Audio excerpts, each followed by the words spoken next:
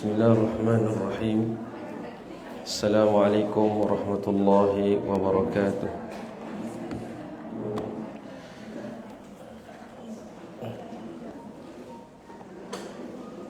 InsyaAllah, sebelum kita mulakan pengajian kita dalam menuntut ilmu yang manfaat, marilah sama-sama kita beristighfar, meminta ampun daripada Allah Subhanahu wa taala atas segala salah silap, kekurangan, kelemahan kita terhadap Allah. Sama ada salah silap, kekurangan, dosa itu yang kita lakukan secara terang-terangan ataupun yang kita lakukan secara sembunyian, ataupun dosa yang besar, dosa yang kecil, yang sengaja, yang tidak sengaja, yang lepas, yang sedang, yang lagi akan datang, maka sama-samalah kita memohon keampunan itu dengan meluahkan lafaz istighfar. Lafaz istighfar itu hanya sebagai luahan yang zahir, tapi sebelum keluar lafaz itu dia ada makna. Ya, sebelum kita cakap apa yang kita cakap ini, makna dah ada kat dalam. Sebelum kita nak cakap saya lapar, saya lapar tu terjemahan daripada apa yang kita rasa. Tu kita cakap saya lapar. Saya nak pergi kelas, sebelum kita cakap tu, sebab dalam tu dah ada makna itu. Begitu juga istighfar. Istighfar ini, sebelum kita lafaz istighfar itu mesti ada makna yang kita bawa. Jadi apa makna yang kita bawa bila kita nak lafazkan istighfar itu? Yang pertama, salah satu daripada banyak makna itu, kita kena rasakan diri kita ni rendah. Rendah sangat diri ni. Ya. Kenapa kita rasa rendah? Sebab kita sentiasa berdepan dengan kebesaran. Tengok orang-orang yang rendah itu, bila berdepan dengan orang-orang besar, ya, yang dia tunduk, yang dia rasa nak pandang pun tak mampu itu, ada orang ajar tu? Tak ada. Tapi sebab makna itu kuat dalam diri dia, sehingga kan yang luar tu terikut. Ya, mata tak boleh nak pandang lama, rasa diri itu rendah sebab berdepan dengan kebesaran. Jadi itu yang pertama. Yang kedua, makna yang kita kena bawa bila kita nak beristighfar itu, kita bawa juga makna hina diri kita ini. Hina kenapa? Kerana berdepan dengan kemuliaan.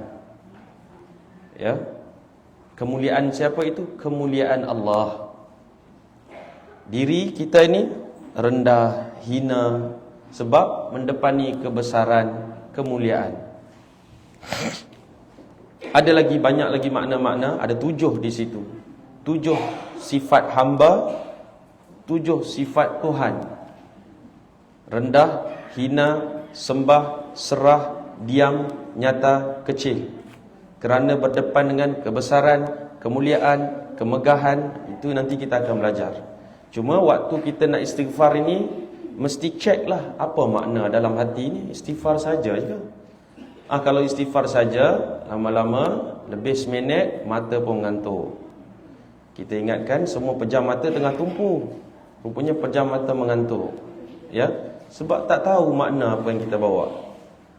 Jadi ini amalan-amalan yang kita buat dalam Islam ini, kalau kita tak tahu makna, itu yang rasa jemu.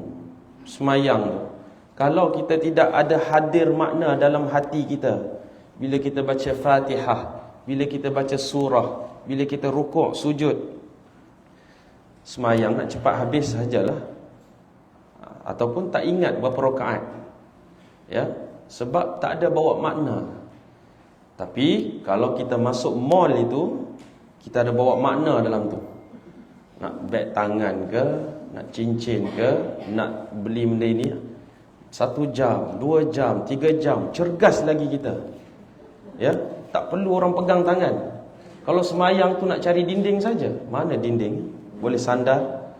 Ya, baru luka sikit, kerusilah, duduk atas kerusilah. Sebab tak ada makna. Jadi bila tak ada makna ini, Tak ada rasa lah. Jadi manusia itu apa makna yang dia bawa setiap saat itu. Sebab itu kita belajar ilmu tauhid. Tauhid ini dasar kehidupan. Macam kita datang ke sini, apa kita datang, kita bangun hari-hari itu, apa enjin dalam kita itu. Kebanyakan manusia hari ini, enjin yang menggerakkan dia nak pergi mana dia pergi, dia nak buat apa yang dia buat itu, kebanyakannya kebendaan. Ataupun spesifik lagi, duit lah. Dengan sebab enjin itu, dia dapat berfungsi. Kalau tak ada itu, dia lemah. Ya, kalau hari ini hari yang rugi, dia lemah. Kalau hari ini dia tahu ada hari yang bakal mengambil keuntungan, dia segar, kuat pagi itu. Ya, itu makna enjin kita itu. Sepatutnya orang mukmin enjin dia itu tauhid. Dia bangun itu, dia dah bersedia nak mengesakan Allah, nak mencari jalan, nak mengenal Allah lagi.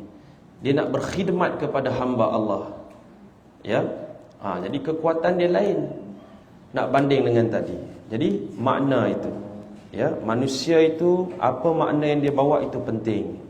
Jadi akhir zaman banyak amal-amal ibadat ini sudah tercabut makna. Makna dah tak ada. Benda-benda dunia penuh dengan makna, terlebih pula. Ya, terlebih bawa banyak makna, itu yang ada energi saja. Tapi benda-benda akhirat berkenaan Allah, Rasul, semua itu tak ada nilai makna itu. Makna telah dicuri. Tujuan kita belajar ilmu ni nak masukkan balik makna itu. Sebab itu kita ulang supaya, sebab kita ni ada tabiat. Sesuatu benda yang kita buat berlamaan masa, lama-lama dia cop kita jadi orang itu. Contoh, kita lalai. Berapa lama dah kita lalai agak-agak? 30 tahun lalai. Berapa lama dah agak-agak kita semayang tak khusyuk-khusyuk? Ya, tak tahulah daripada balik rasanya. Ya, tak khusyuk-khusyuk juga. Jadi bila dah hari-hari kita buat begitu, dia dah cop, tabak. Dalam bahasa Arab dipanggil tabak. Itu dia kata tabiat. Tabiat dalam bahasa Melayu itu tabiat lah. Mana benda yang telah dimeterikan dalam diri kita itu. Dia ni tabiat dia malas. Dia ni tabiat dia cepat marah. Ini tabiat dia. Tapi semua itu masuk bawah lalai. Ya, kelalaian. Jadi tujuan kita belajar, baca, faham, ingat ilmu ini, kita nak ubah tabiat itu. Boleh ubah. Sebab kita yang buat tabiat itu. Allah tak cipta kita jadi malas. Allah tak cipta kita jadi tak khusyuk. Tak ada. Fitrah kita itu memang seperti mana yang Allah nak. Tapi oleh kerana fitrah kita itu telah dirosakkan dengan suasana-suasana ini, dan kita pula tak pergi mencari, nak belajar macam mana nak betulkan balik itu, maka kita ingat hidup kita ini itulah. Ya, itu bahaya. Jadi sebelum kita balik menghadap Allah, belajar ilmu ni salah satunya nak pecah tabiat yang tidak baik yang dalam diri itu. Ya, hanya dengan ilmu yang manfaatlah yang dapat memecah tabiat-tabiat kita yang tak baik itu. Tabiat sangka buruk, tabiat fikir benda-benda negatif, itu semua tabiat kita lah tu, cop-cop yang kita buat sendiri tu.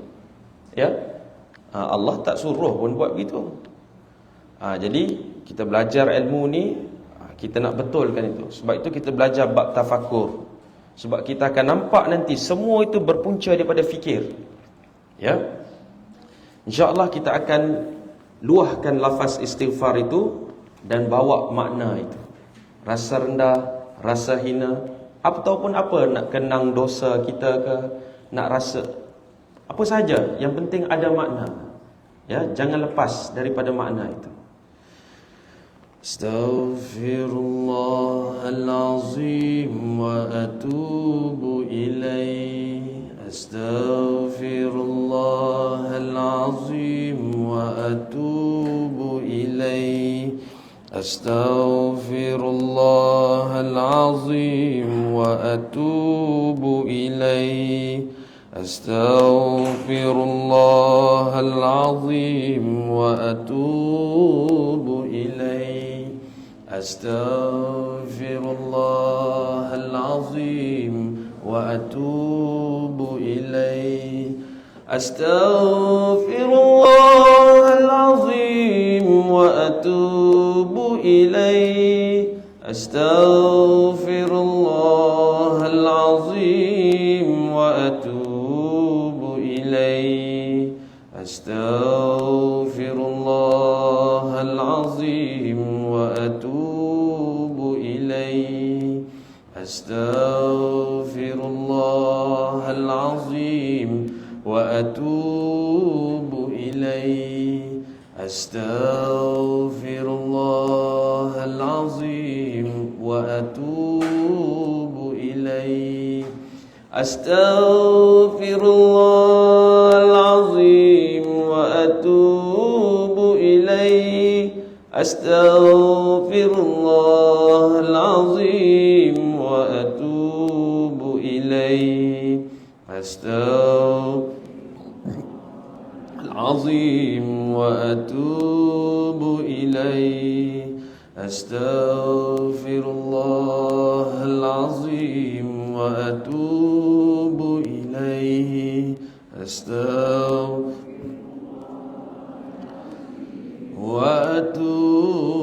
ilaih. Astaghfirullahal azim wa atubu ilaih. Astaghfirullahal azim wa atubu ilaih.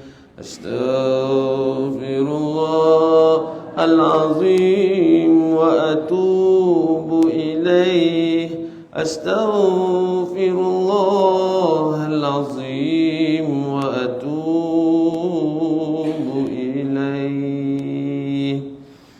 Astaghfirullahal azim alladzi la ilaha illa huwal hayyul qayyum ghafarad dhunubi dzal jalali wal ikram wa atubu ilaihi min jami'il ma'asi kulliha wad dhunubi wal atham wa min kulli dhanbin adnabtuhu amdan wa khata'an zahiran wa batinan qawlan wa fi'lan fi jami'il harakati wa sakanati wa khatarati wa anfasi kulliha daiman abadan sarmada min adh-dhanbi alladhi a'lamu wa min adh-dhanbi alladhi la a'lam adada ma ahata bihi al-'ilmu wa ahsahu al-kitabu wa khattahu al-qalamu wa adada ma awjadathu al-qudratu wa khassasathu al-iradah ومداد كلمات الله كما ينبغي لجلال وجه ربنا وجماله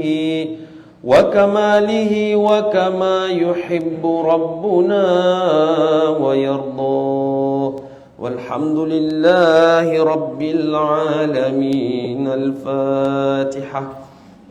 أعوذ بالله من الشيطان الرجيم. بسم الله الرحمن الرحيم. الحمد لله رب العالمين الرحمن الرحيم مالك يوم الدين إياك نعبد وإياك نستعين اهدنا الصراط المستقيم صراط الذين أنعمت عليهم غير المغضوب عليهم ولا الضالين.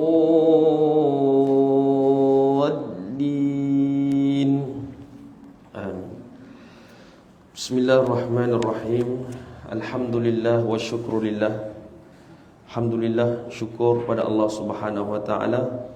Kita masih lagi ditakdirkan, ditentukan oleh Allah itu dalam pengajian ilmu yang membicarakan bab tafakkur.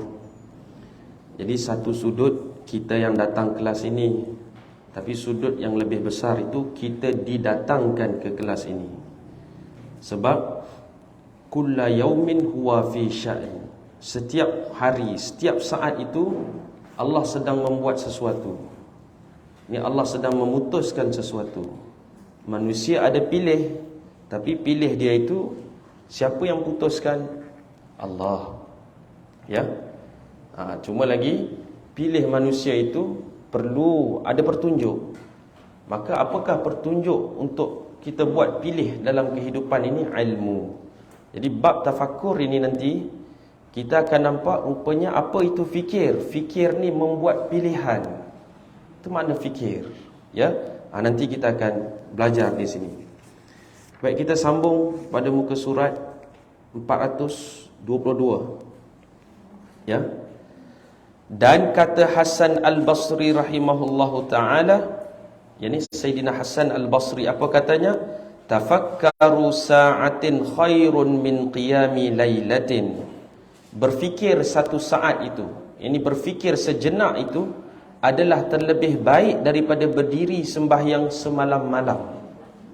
Ya, apa maksud di situ? Satu, nak menunjukkan bahawa betapa pentingnya tafakur itu. Betapa pentingnya kita menguruskan fikiran ini. Setiap saat ini fikiran keluar masuk, keluar masuk, keluar masuk. Kalau tidak ada filter, bagaimana agaknya? Ya.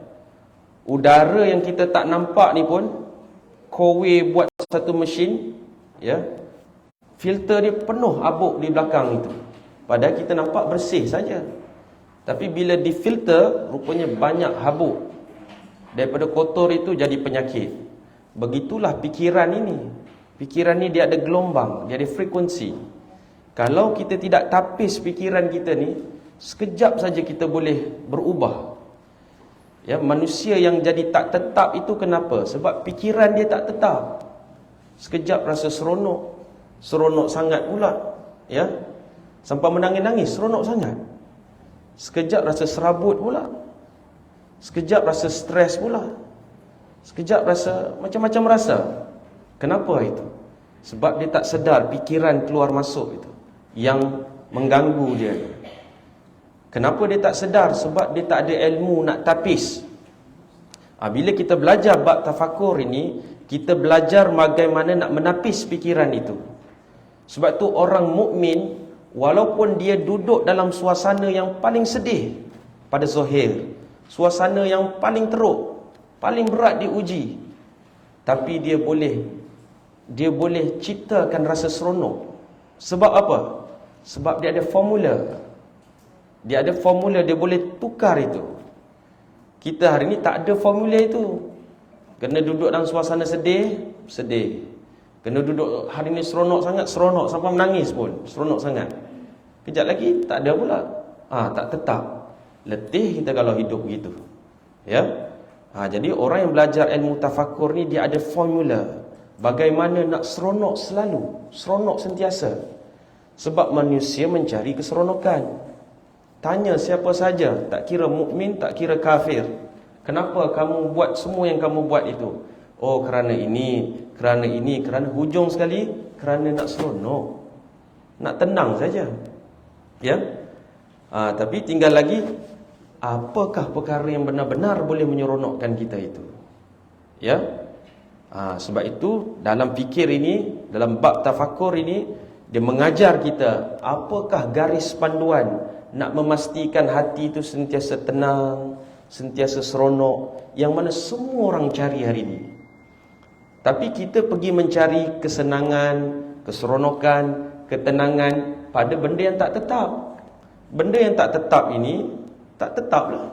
Macam mana dia nak tetapkan hati kita kalau kita berpegang benda yang tidak tetap?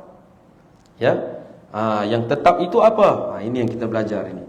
Ya, yang tetap itu hanya Allah.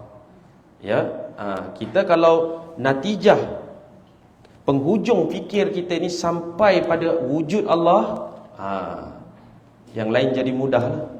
Kita yang serabut sentiasa ni sebab fikir kita tak sampai pada penghujung fikir.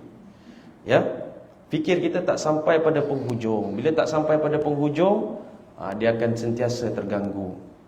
Maka dia kata di sini, tafakkaru sa'atin, berfikir sejenak itu, yakni menguruskan fikiran dengan ilmu tauhid itu, ya, terlebih baik daripada berdiri sembahyang malam yang tak ada fikir. Main semayang saja. Kenapa semayang tak tahu, semayang tak khusyuk lah. Ya, itu menunjukkan fikir itu satu ibadat yang besar. Fikir ni, ya. Nah, dan lagi kata Sayyidina Abdullah bin Abbas radhiyallahu anhuma, rak'atani muqtasidatani fi tafakkuri khairun min qiyami lailatin bila qalbin. 2 rakaat yang ringkas, 2 rakaat saja, ya. Fi tafakkurin, tapi disertai 2 rakaat itu dengan tafakkur. Ini bila sebut saja tafakkur, apa? Yang ini menguruskan fikiran dengan ilmu tauhid. Ilmu tauhid itu apa? Ilmu yang mengesahkan Allah. Sebab apa saja yang kita buat ini, semuanya nak menunjuk kita pada yang satu. Yang kita jadi tak tenang ini, banyak pancaroba hidup yang kita depani, sakit, sihat, suka, duka, puji, keji, disokong, dibangkang, hari ini untung, kejap lagi rugi. Semua itu sepatutnya nak menunjuk kita pada yang satu. Sebab Allah bila dia tarbiyah manusia ini ada 2. Satu, dia tarbiyah dengan jalalnya. Jalal ni dengan sudut-sudut yang keras, sudut-sudut yang kepicikan, sakit, rugi, dikeji, dibangkang, ya, sudut-sudut keras itu. Dan Allah tarbiyah kita dengan jamalnya. Jamal ni sudut-sudut yang menyelesakan, yang menyenangkan. Dapat pujian, dapat apa yang kita nak, dapat sihat, dapat semua itu dapat. Jadi dua-dua itulah tarbiyah Allah kalau kita nak tahu. Yang kita kata alhamdulillahi rabbil alamin. Segala puji bagi Tuhan yang mentarbiyah sekalian alam. Apa tarbiyah Allah itu? 2. Jalal dan jamal. Ataupun bahasa Melayu, kepicikan dan kelapangan. Ataupun pecah lagi lah. Bahagian kepicikan itu ada sakit, ada hidup susah, ada hidup kena ini, kena itu, yang bahagian kita tak selesa itu. Bahagian jamal itu yang menyeronokkan, yang menyenangkan. Ada kita boleh terlepas daripada 2 keadaan tu? Tak ada. Hidup ni kontras. Dia sentiasa 2 itu. Sakit, sihat, suka, duka, puji, keji, sokong, bangkang, dapat, tak dapat, pahit, manis, untung, rugi. 2 itu saja. Sekarang ni mungkin kita dalam jamal lah ini, dalam rasa selesa, dalam sudut-sudut yang baik. Ya. Jadi 2 itu tarbiyah Allah. Itu yang kita baca hari-hari dalam Fatihah itu. Ya. Alhamdulillahi rabbil alamin. Ya Allah, aku puji, ya Allah, aku puji. Ya, alhamana, aku. Lillah, aku puji engkau, ya Allah. Siapa Allah itu? Rabb. Ini Tuhan yang mendidik. Didik siapa? Alamin. Semua ni sekalian alam. Yang menjadi pusatan tumpuan itu manusia, insan. Yang menjadi pusatan tumpuan itu mukmin, kita lah. Jadi kita sentiasa memuji tarbiyah Allah. Dan Allah tarbiyah itu dengan apa? Ar-Rahmanir Rahim. Dengan maha pemurahnya, dengan maha pengasihnya. Ya, dia didik kita itu. Tiba-tiba habis saja semayang, kita pun naik angin. Marah orang ini, marah orang itu. Serabut sini, serabut situ, tak puas hati ni, tak puas hati itu. Jadi bersanggah pula dengan apa yang kita baca dalam semayang. Itu makna kita tak faham amal-amal yang kita buat ini. Sembahyang itu tempat kita nak meluahkan. Kalau contoh sekarang tadi pukul 6 kita last sembahyang subuh.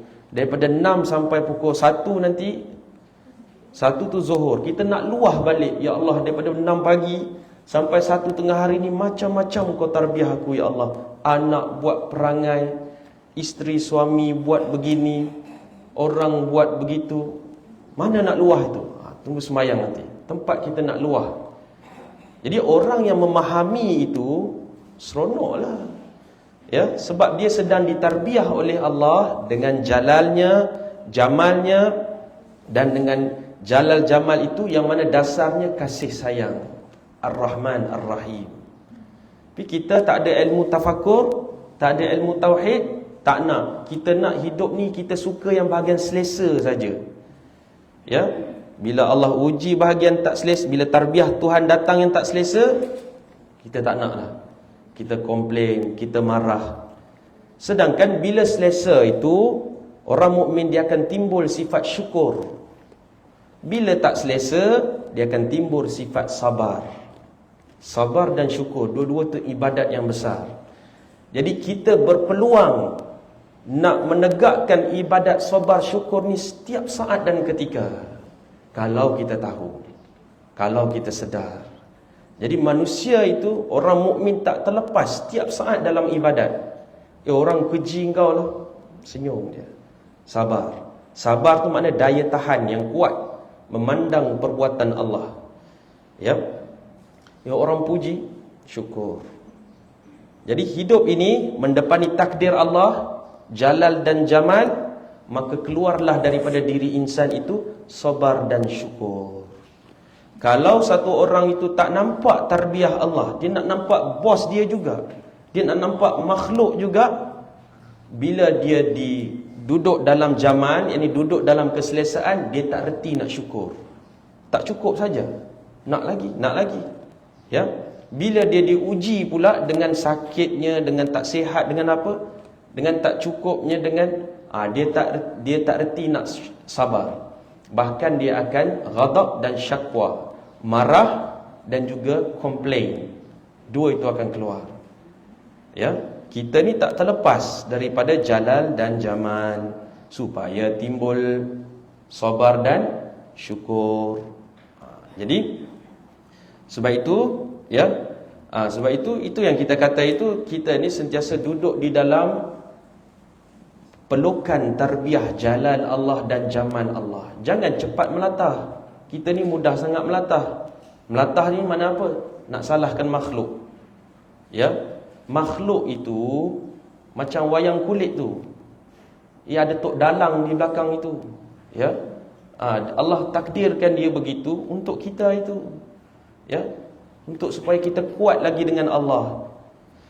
Walaupun dia buat itu benda yang Allah tak suka, itu bahagian dia, adalah hikmah dia. Kalau dia betul-betul ambil pengajaran dia. Tapi kita apa? Kita, Allah nak kita meningkat kuat kukuh lagi dengan dia. Ya. Nah, jadi dia kata di sini 2 rakaat, tapi penuh dengan tafakkur, yakni menguruskan fikiran dengan baik, itu terlebih baik daripada berdiri sepanjang malam tapi tidak ada hadir hati. Dan kata Bishr rahimahullahu ta'ala, "Lau tafakkara an-nasu fi 'azamatillahi 'azza wa jal ma 'asawallahu ta'ala." Dia kata apa? Kalaulah kita ini benar-benar memikirkan tentang keagungan Allah, kekuasaan Allah, kebesaran Allah, kemegahan, semua sudut-sudut azamah, sudut-sudut kebesaran sifat Allah itu, ma 'asallahu, manusia tak mampu nak buat maksiat pada Allah. Ya, manusia tak mampu sebab dia sudah berdepan dengan kebesaran. Ya, jadi begitu. Kalau kita benar-benar menggunakan tafakur kita dengan baik, memikirkan tentang kebesaran Allah itu, nak buat maksiat dengan tangan, tangan pun dia yang gerakkan. Nak buat maksiat dengan mata, mata pun dia yang bagi kita nampak memandang. Ya, nak buat maksiat dengan lidah, lidah pun dia yang bagi kita. Ya, makan minum kita dia jaga, jantung kita, tiba-tiba kita nak berlaku menyalahi apa yang dia suruh, tak mampu. Ya, kita yang boleh buat maksiat dengan Allah itu sebab ada kelalaian dalam hati kita. Aslu kullu ma'siyatin, yani al-ghaflah. Asal kulli, asal tiap-tiap maksiat itu sebab lalai dalam hati itu. Ya, bila ada lalai saja dalam hati itu, sedar-sedar dah jatuh maksiat. Ya. Jadi kata Bishr, kalaulah manusia ini dipenuhkan waktu dia itu dengan memikirkan kebesaran Allah, ma'asallahu, nescaya tiada berbuat maksiat mereka itu akan Allah Ta'ala. Ya, tak mampu dia nak buat maksiat. Nah, jadi tafakur di situ. Dia punya gharad, dia punya maksud daripada perkataan ini, maknanya kalau manusia menguruskan fikiran dengan baik, ya, tak ada pun cetusan-cetusan nak buat maksiat tu tak ada. Ya. Walaupun ada nafsu-nafsu, tapi nafsu tu dah mati. Kita sekarang ni nafsu kita hidup, sebab tu kita nak buat maksiat. Hidup tu maknanya nafsu kita tu kita tak didik dia betul-betul. Ya. Tapi kalau dididik dengan tafakur yang betul, yang lain daripada Allah itu lemah. Ya. Dan kata Abu Sulaiman Ad-Darani rahimahullahu ta'ala, al-fikratu fid dunya hijabun anil akhirah. Dia kata fikir tentang dunia, semata-mata dunia, ini yang menjadikan kita hijab, terhalang daripada negeri akhirat. Ya. Fikir pada dunia, semata-mata dunia, menyebabkan kita terhalang pada akhirat. Kita fikir tentang susah kat dunia. Ya. Susah sangat fikir dunia, sampai serabut fikir. Tak ingat kita akhirat yang kekal itu. Ya. Kehidupan ini, dunia ni 1%, akhirat 99%. Ya. Tapi apa yang kita alami rasai, dunia 99, akhirat 1%. Tapi cuba tanya orang yang dah balik itu, orang yang dah kembali kepada Allah itu. Ya, kalaulah mereka boleh berkomunikasi dengan kita, nescaya mereka nak cakap, janganlah sia-sia. Dunia ni sekejap saja.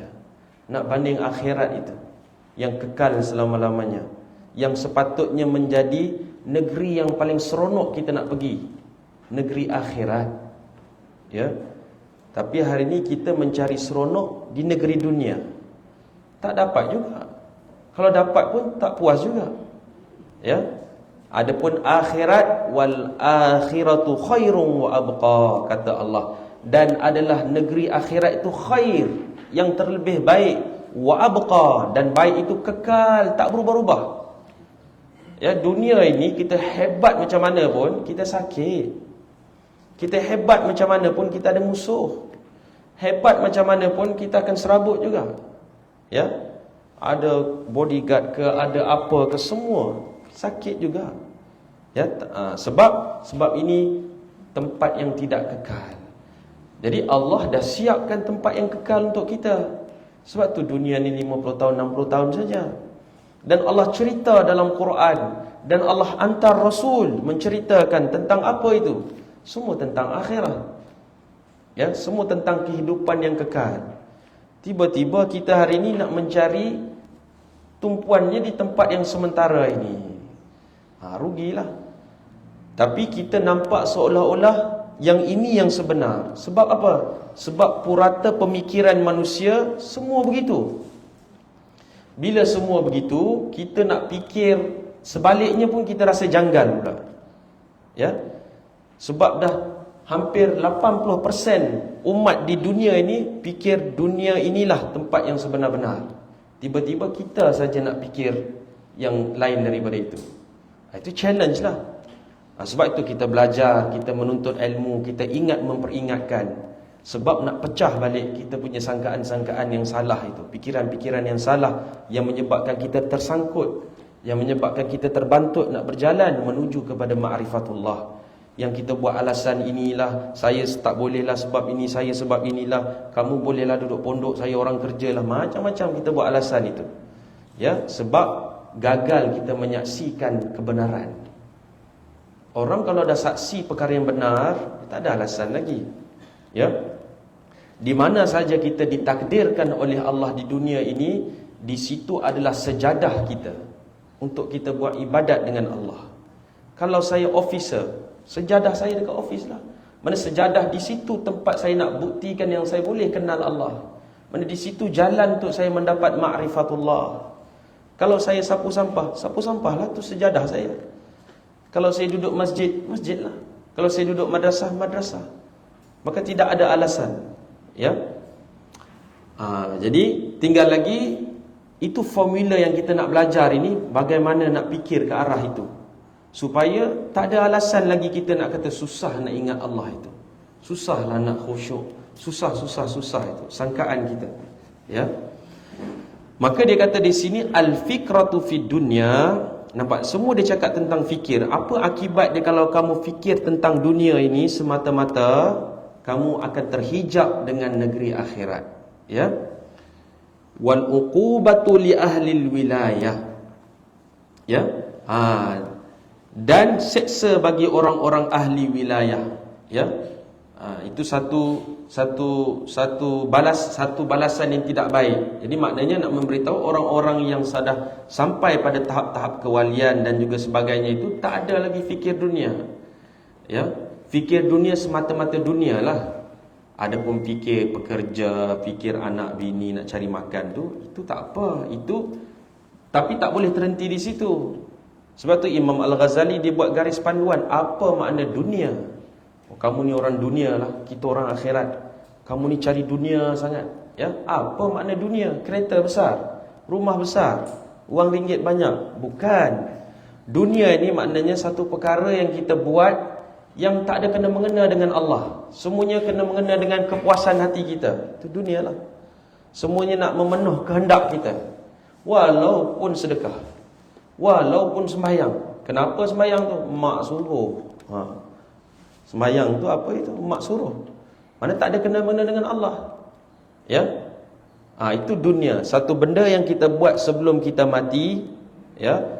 Dan kita buat benda itu semata-mata untuk memuaskan kehendak kita ataupun kehendak makhluk lain yang tidak ada kena-mengena dengan Allah. Apa pula akhirah? Akhirat itu suatu perkara yang kita buat lillah, kerana Allah. Walaupun pada zahir nampak dunia, tapi dia buat kerana Allah. Semua itu jadi akhirah. Sebab tu orang mukmin orang akhirat. Bukan makna dia tak pergi kerja, dia tak beli harta benda, bukan. Maknanya apa saja yang dia buat itu dia gunakan balik untuk Allah. Dia gunakan balik untuk menjadi sebab musabab dia dapat kenal Allah. Itu makna akhirah. Jadi kita orang mukmin ni kita orang akhirat. Ya, kita orang akhirat. Kita harap kita orang akhirat. Wal fikratu fil akhirati turithul hikmata wa tuhyil qulub. Adapun memikirkan tentang akhirat itu, ya, memikirkan di dalam amal akhirat itu mempusakai ia akan ilmu hikmah dan menghidupkan ia akan segala hati. Ya, lagi banyak kita fikir tentang akhirat, yakni akhirat ni kehidupan yang kekal ataupun semua benda berkaitan dengan Allah, Rasul dan sebagainya itu, lagilah dia akan mewariskan ilmu hikmah. Ya, ilmu hikmah ni mana? Ilmu bijaksana kita menangani hidup. Ya, dan wa tuhyi qalbi, dan dia akan menghidupkan hati kita. Dalam diri kita ada hati. Hati itu tempat kita nak berhubung dengan Allah. Kalau hati mati, macam mana kita nak berhubung dengan Allah?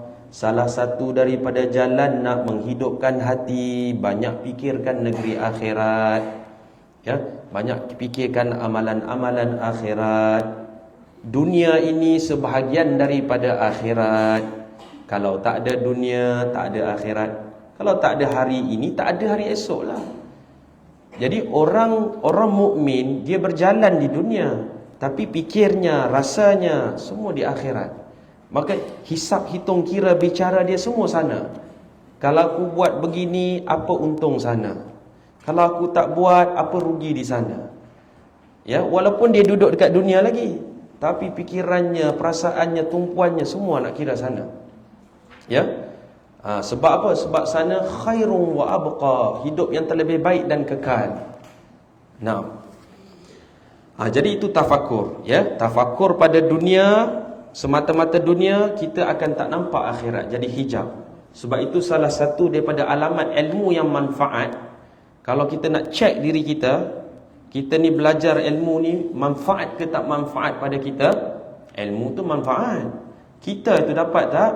Salah satunya kita akan kurang gemar pada dunia, kuat gemar pada akhirat. Itu alamatlah itu, ya. Periksa diri kita. Dan kata Sayyidina Abdullah bin Abbas radhiyallahu anhu, at-tafkiru fil khair yad'u ila amali bih, wan nadamu ala syarri yad'u ila tarkih. Ini pun formula juga. Jadi dia kata memikir di dalam kebajikan itu, ini memikir tentang perkara-perkara yang khair, perkara yang baik itu, apa hasilnya? Menyeru ia kepada berbuat amal kebajikan itu. Ya, lagi kita fikir tentang perkara yang baik, dia akan menyeru kita nak buat perkara yang baik. Takkan satu orang tu hari-hari fikir baik, tiba-tiba buat benda yang tak baik. Ya. Dan dengan keenam, dan menyesal atas berbuat kejahatan itu, menyeru kepada meninggalkan kejahatan itu. Ya, menyesal. Ya, apa saja perkara-perkara yang tidak baik itu ada sudut penyesalan. Bila kita menyesal itu, maka kita tafakurlah. Ya, tafakur ni sebelum kita beramal kita fikir. Kita gunakan tafakur tu sedang beramal dan selepas beramal. Mesti periksa diri kita itu. Ya. Nah. Dan kata Umar bin Abdul Aziz rahimahullahu taala, at-tafakkuru fi ni'amillahi afdalul ibadat. Artinya memikirkan dalam beberapa nikmat Allah taala itu, iaitu ibadat yang terlebih afdal. Hanya memikirkan nikmat. Nikmat Allah ini, bila kita kata fikir itu maknanya kenang, ingat, bayang. KIB. Kenang nikmat yang lepas, ingat nikmat yang sedang, bayang nikmat yang lagi akan datang. Kita ini duduk di dalam lautan nikmat, gagal menyedari itu yang kita komplain tu. Itu yang rasa tak cukup itu. Ya. Macam kita kata sebelum ni lah. Dulu antara cincin dengan jari itu, mana yang kita lebih sensitif, yang kita rasa kita dapat sesuatu itu? Ya, cincin. Kebanyakan kita itu, kita jawab betul mestilah jari yang lebih nikmat, Syekh. Ya, takkan pula jari. Tapi mengalami merasai itu pada jari ke pada cincin? Cincin. Buktinya dulu jarang angkat tangan, sekarang sekejap garu sini, tahu? Dulu jarang nak angkat tangan situ, sekejap gosok sinilah. Jadi hidup pula tangan tu. Ya, seolah-olah baru dirasa yang dia ada tangan, sebab ada jam ke, ada gelang ke, ada cincin ke. Ya. Jadi sebab apa itu? Itu menunjukkan harga nilai mutu kita itu kita letak pada kebendaan. Ya. Sebab tafakur kita itu tak betul. Kalau kita tafakur betul-betul, bagi masa sekejap, cincin dengan jari, mana lebih bernilai? Ya, jari. Jadi kita, tapi tanya balik, aku jawab betul, tapi rasa lain pada itu. Aku rasa cincin. Ya, kenapa begitu ya? Di situ bila kita sedar, baru kita boleh baiki. Ya, kalau kita tak sedar, tak boleh baikilah, garu kepala sajalah, bagi orang tengoklah. Ya. Jadi sebab itu, ya, kalau kita uruskan fikiran kita itu dengan baik, kenang, ingat, bayangkan nikmat Allah, sebenar-benar harta kita ni, anggota kita ini, ya, 2 tangan, 2 mata, 2 telinga, jantung, paru-paru, semua ni anggota ini, inilah harta kita. Jaga baik-baik supaya selamat di akhirat. Ya. Ini kita letak makna harta itu pada benda. Jadilah kita orang kebendaan, materialistik itu. Ya. Jadi dia kata di sini, tafakur pada nikmat Allah sebelum campur tangan makhluk ini. Tengok langit, tengok matahari, tengok bintang, tengok bulan, tengok hujan, tengok laut, tengok air sungai, semua itu yang mana tak ada campur tangan makhluk itu. Ya. Semua itu kalau kita fikir, dia akan menyampaikan kita kepada kebesaran yang Maha Pencipta itu. Dan itulah ibadat yang besar. Susahlah Ustaz, nak tengok langit kena tunggu, kena duduk luar rumah. Nak tengok laut kena pergi pantai pula. Tengok jari cukup, ya. Tengok tangan itu masih boleh bergerak. Berapa ramai orang yang bangun tangan tak boleh bergerak. Takkan waktu tu baru kita nak sedar. Tapi manusia begitu, bila dicabut baru dia nak syukur dengan tangan. Masa tangan ada, dia tak tumpu pun pada tangan. Dia tak bagi pun hak tangan. Ya, yang dibagi hak nafsu pada tangan. Nak jam, nak cincin, nak gelang, nak apa lagi. Ya. Tapi nikmat tangan itu tak dan dia nak syukur. Ya. Sebab itu wa in ta'uddu ni'matallahi la tuhsuha. Wa ma bikum min ni'matin faminallah. Ya. Kalau kamu cuba nak hitung nikmat Allah pada diri kamu itu dan luar diri ini, la tuhsuha, tak terhitung.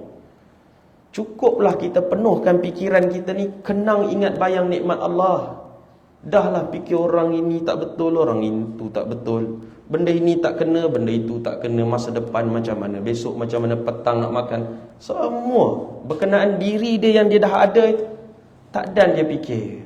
Sebab tu badan kita jadi sakit. Sebab tu jantung sakit. Sebab kita tak fikir pun pasal jantung. Dia pun makhluk juga.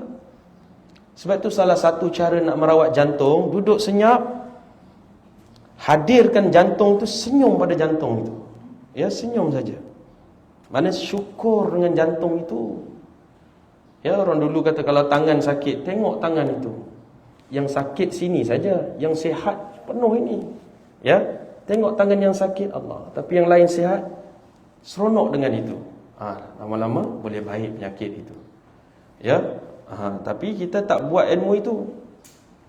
Jadi sebab itu tafakur ini satu perkara yang sangat besar, sehingga kan dia kata min afdalil ibadat, antara ibadat yang paling besar. Walaupun tak ada rukuk, walaupun tak ada sujud, tapi dengan sebab tafakur itu seolah-olah semua sudah ada dalam itu. Ya. Cuma lagi tafakur ini dia ada secara khusus kita buat. Contohnya kita ambil wuduk, duduk atas jadah, duduk senyap, fikirkan, kenang ingat bayang nikmat Allah. Ya, tengok diri, tengok jantung bergerak, tengok darah berjalan, semua itu bukan kawalan kita semua ini. Kita yang boleh datang sini sebab dalam buat kerja. Cuba jantung tak buat kerja sekejap, jenuh. Ya. Cuba paru-paru tak buat kerja, cuba darah tak berjalan. Jadi ada kita itu, ini ada yang sentiasa dikekalkan nikmat-nikmat supaya kita terus ada. Itu makna saya ada. Ya, kamu ada tak hari ini? Ada cikgu, ada ustaz. Apa makna kamu ada? Ada yang sedang dikekalkan segala nikmat-nikmat yang di luar kawalan saya supaya saya dapat terus ada dalam kawalan dia. Ya, Allah. Itu pun kalau kita tafakur di situ, fikir di situ, lembut tak hati? Lembut hati. Fikir lama lagi, meleleh air mata. Ya, sebab kenangkan kasih sayang Tuhan. Sebelum ni air mata asyik dekat orang ini, orang itu, benda ini, benda itu. Air mata itu Allah bagi supaya kita banyak menangis dengan dia. Kenapa banyak menangis? Nikmatnya yang terlalu banyak, rahmatnya yang sangat luas, pengampunannya yang tak habis-habis. Ya, lepas dia ampun kita, ampun. Ya, dan kemuliaannya yang sentiasa diberi kita sehingga kita meningkat, naik. Jadi kita itu hamba Allah yang paling mulia di sisi Allah. Ya, antara kita dengan pokok, antara kita dengan binatang, kita dengan dinding, dengan udara, semua ni makhluk Allah. Tapi Allah angkat manusia itu yang paling mulia di sisi dia. Dan Allah siapkan tempat di akhirat nanti, syurga itu, untuk manusia, bukan untuk binatang. Untuk insan. Binatang jadi tanah balik. Insan ada syurga di sana. Jadi hidup ini kita sedang dibelai oleh kasih sayang, rahmat, pengampunan Allah Subhanahu Wa Taala. Rahmat, nikmat, ya, kemuliaan dan pengampunan sentiasa berlaku pada orang mukmin itu. Supaya sedar kita itu, supaya hadir hati kita itu sentiasa dengan dia. Nah, baik. Jadi dia kata ini 1:6.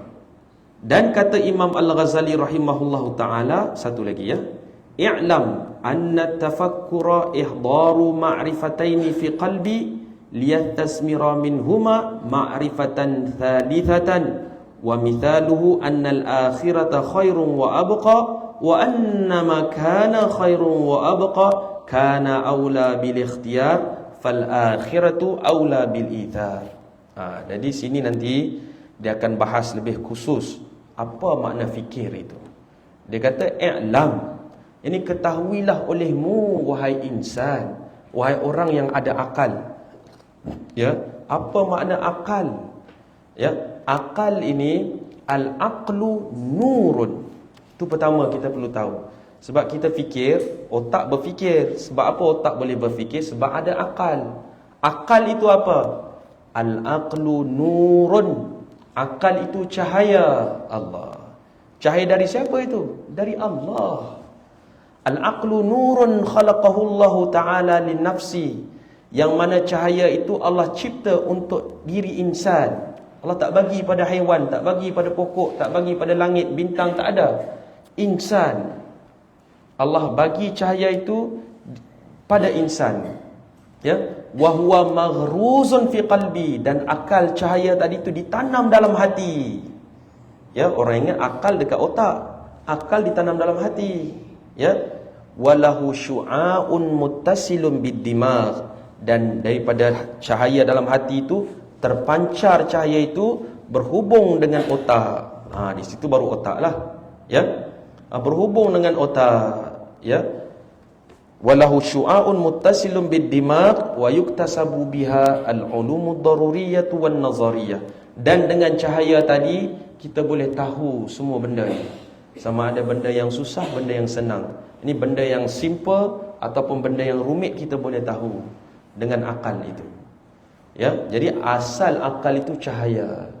Ya, jadi kalau akal itu cahaya, takkan kita nak rosakkan cahaya itu dengan mikir benda-benda yang tidak baik.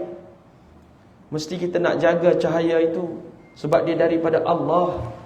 Akal dari Allah, hati dari Allah, semua kita dari Allah. Ya, tak ada satu pun daripada bahagian diri kita ataupun luar diri kita ni bukan dari Allah. Sebab tu inna lillah, kita semua ni dari Allah, wa inna ilaihi raji'un, dan kita akan dikembalikan balik kepada Allah. Nafas keluar masuk pun dari Allah. Tiba-tiba kita kata susah nak ingat Allah, maknanya ada satu yang tak kena. Macam tak logik pula. Ya, tak logik. Kenapa susah nak ingat Allah? Jadi bila kita tafakur ini yang kita sedang train otak kita ini. Ya, kita sedang train otak kita nak betul balik. Ya, apa saja lingkaran-lingkaran yang tak betul yang kita dah buat dalam diri kita ini. Ya, sangkaan-sangkaan itu. Sebab tu orang belajar bab tafakur ini, dia boleh berubah hidup dia jadi orang lain terus. Ya, dia boleh berubah hidup dia. Yang susah jadi senang, yang sedih jadi tak sedih, yang sakit jadi tak sakit sangat. Semua itu sebab dia ada formula. Ya, manusia itu you are what you think. Manusia, kamu itu apa yang kamu fikir. Jadi bila kita belajar bab tafakur ni, sebab tu dia kata i'lam anna tafakkura ihdaru ma'rifataini fi qalbi. Ketahui olehmu bahawa fikir itu kamu menghadirkan dua makna, dua pengenalan pada hati. Ya, contoh dia bagi nanti dunia akhirat. Yang mana yang lebih kekal? Akhirat yang kekal. Maka akhirat dipilih. Jadi akal ini ataupun fikir ini dia sentiasa membuat pilihan. Kalau tak ada pilihan, nak fikir apa? Kita kata, jom kita pergi satu kedai kain. Dalam kedai kain itu semua kain warna putih. Fikirlah nak kain yang mana? Boleh fikir? Fikir apa? Tak ada pilihan. Ya, ambillah kain putih, tak payah fikir panjang lagi. Tapi dunia ni tempat pilih. Nak buat jahat boleh, nak buat baik boleh. Pilihlah. Ke ada orang letak pisau kat sini, kau hari ni jangan buat baik, jangan pergi pengajian tu, jangan sembahyang sunat, ikat kaki, ikat tangan. Tak ada. Mana kita sentiasa berdepan dengan pilih. Itu dunia yang hikmah, bijaksana Allah. Ya, bila kita boleh pilih itu, tinggal lagi sekarang ni kita rasa kita tak boleh pilih. Kalau malas tu datang, habis. Malas-malas lah. Ya. Tapi kalau bab dunia, kita pandai pula pilih. Bab akhirat ni kita jadi macam terperangkap pula. Ya. Jadi insya-Allah bila kita belajar bab tafakur ni nanti, insya-Allah sepatutnya ibadat jadi ringan. Ya. Bahkan kita sentiasa mencari ibadat demi ibadat, ibadat demi ibadat. Tak ada satu ruang lagi dalam hidup kita itu melainkan semuanya ibadat. Maka muafakatlah dengan kalam Allah yang mengatakan "Wama khalaqtul jinna wal ins illa liya'budun." Wahai manusia, aku tidak cipta kamu daripada hujung kaki, hujung rambut, melainkan ibadat sahaja. Ya. Kita akan dapat makna ayat itu. Memang kita sedang ibadat. Fikir tentang nikmat, ibadat. Ya, semua itu. InsyaAllah mungkin kita berhenti di situ dahulu, sebab di sini ada satu bab baru. Nanti kita akan belajar lagi. Kalau habis bab tafakkur ini, InsyaAllah kita akan jadi orang baru, mudah-mudahan. Dan kita akan zikir, ya, sebab tujuan kita fikir itu supaya kita ingat. Ingat itu makna zikir. Kita akan zikir sama-sama, kawal apa makna-makna yang kita bawa dalam hati kita itu. فَعَلَمَ أَنَّهُ لَا إِلَهَ إِلَّا اللَّهُ لَا إِلَهَ إِلَّا اللَّهُ لَا إِلَهَ إِلَّا اللَّهُ لَا إِلَهَ إِلَّا